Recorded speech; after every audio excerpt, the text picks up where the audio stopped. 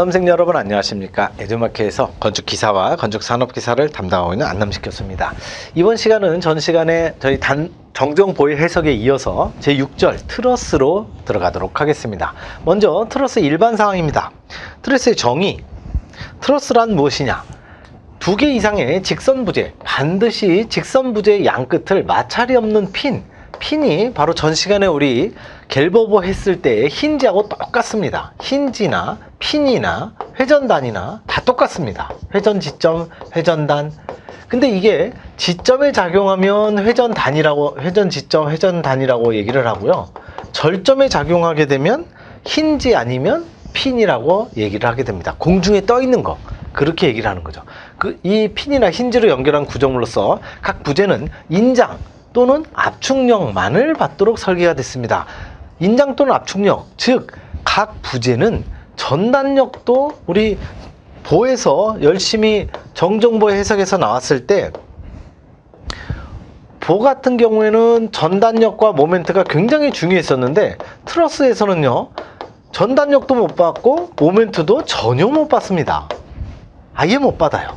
그래서 인장과 압축력만을 받습니다. 그래서 오히려 어떻게 보면 더 쉽습니다. 그래서 트러스도 시험에 굉장히 자주 나오는데 항상 트러스를 탁 잘랐을 때 얘가 인장력이냐 압축력이냐 값이 얼마냐 이렇게 물어보게 된다는 거죠. 그게 바로 트러스.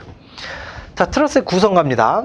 현재라고 하는 게 있어요. 현재라는 건 뭐냐면 지금, 과거, 현재, 미래 할 때 그 현재가 아니고 이 현재라는 건 현을 가리키는 부재를 얘기합니다. 트러스의 상부와 하부를 구성하는 부재, 상현재와 하현재가 있습니다. 즉 상부에 작용하고 있는 거 상현재, 하부에 작용하고 있는 거 하현재 이렇게 됩니다. 여기 그림을 보시면 제가 상현재를 빨간색으로 표시할 거예요. 이게 상현재입니다. 그렇다면 하현재는 파란색으로 하겠습니다. 요게 하현재입니다. 수직재는 뭐 따로 수직재도 해드릴게요. 수직재 노란색. 그리고 이제 우리 남아있는 게 복부재죠. 복부재가 요 가운데 건데 사재가 이렇게 경사가 져 있는 부재, 이걸 사재라고 얘기를 합니다. 상현재와 하현재를 연결하는 부재로 수직재와 사재 두 개를 우리가 복부재라고 하는데 보통 복부재 잘 안 나오고요. 수직재도 잘 시험에 안 나오니까 그냥 여러분들은 요거 상현재, 하현재 두 개만 알고 계시면 될 것 같아요. 상현재는 압축, 하현재는 인장. 왜냐하면 대부분의 경우에 하중이 위에서 누르거든요. 위에서 누르면 얘가 스마일로 휘어지면서 위에는 압축, 밑에는 인장이 보통 작용하게 됩니다. 참고하시면 될 것 같고. 자, 트러스의 종류 갑니다. 트러스의 종류는 시험에 뭐 거의 가뭄에 콩나듯이 나오든지 안 나오든지 하니까 그냥 참고만 보시면 돼요. 와렌 트러스 있고 프렛 있고 뭐 하우 있고, 이게 항상 프렛하고 여기 보시면 캔틸레버용은 앞으로 튀어나와 있는 거 고정단과 자유단으로 구성되어 있고, 단순 보형은 이렇게 되어 있고요. 단순 보형에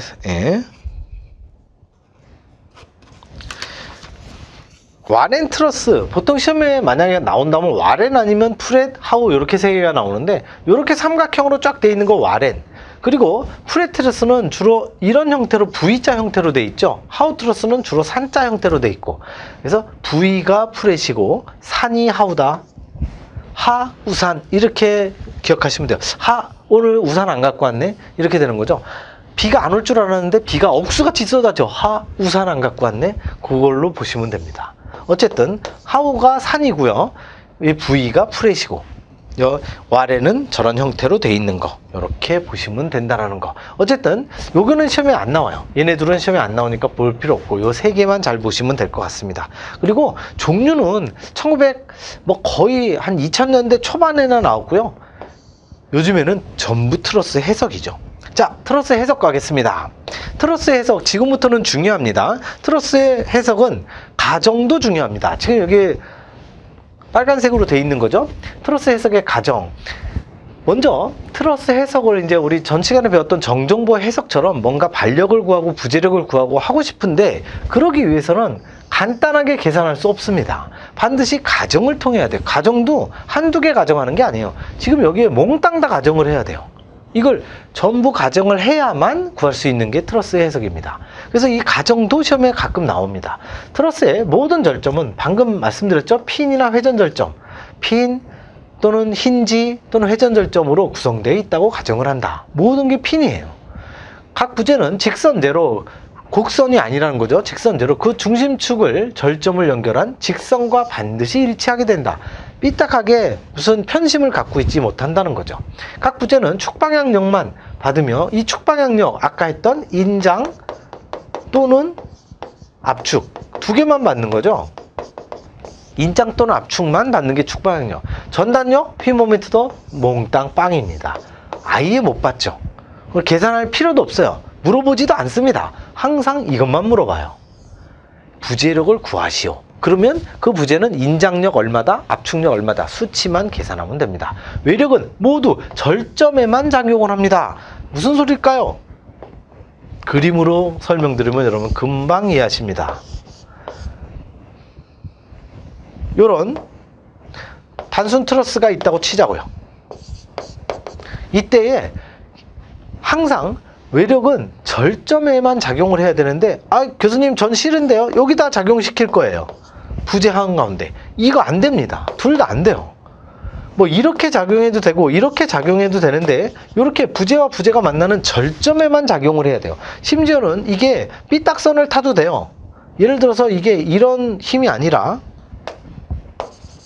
요런 힘이 아니라 그냥 이렇게 경사진 것도 괜찮아요.